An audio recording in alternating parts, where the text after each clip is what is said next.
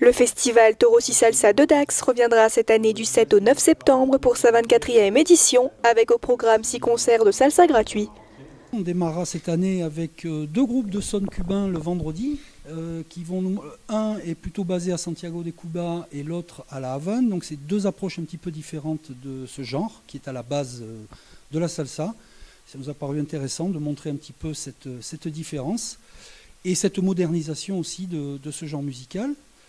Le samedi, on a toujours nos trois concerts.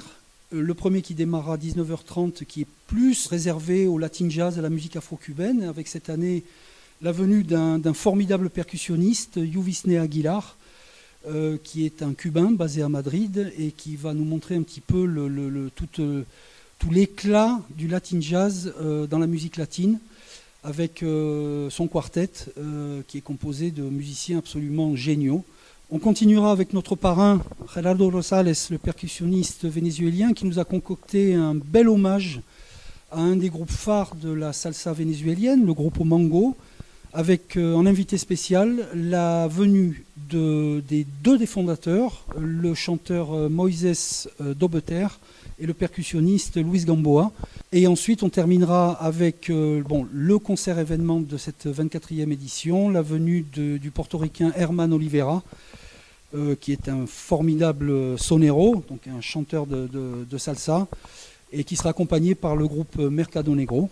Et on terminera avec une petite perle le dimanche, avec pour la première fois un groupe de timba. Ce sont des jeunes extrêmement talentueux et qui proposent ce qu'ils appellent l'alterna timba. Donc c'est une timba très créative et créatrice. Et très très intéressant comme groupe. Je pense qu'ils vont terminer de belle manière cette 24e édition. Toros y Salsa, c'est aussi 5 rendez-vous taurins et ceux dès l'ouverture avec un spectacle de tradition landaise par Passion Bolero.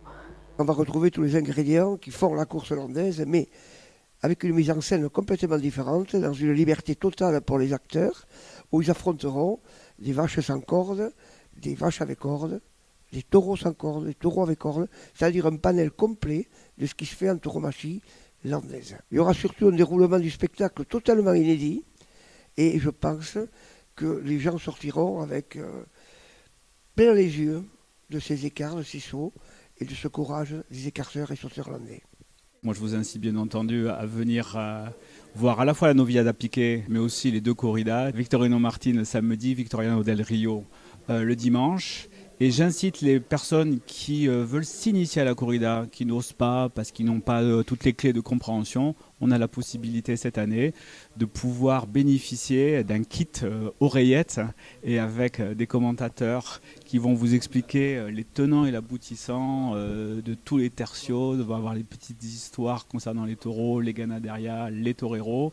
Et c'est vraiment quelque chose de très intéressant qui permet d'apprécier la corrida avec un regard un peu plus acéré et plus pointu et pour mieux comprendre toutes les subtilités de cet art.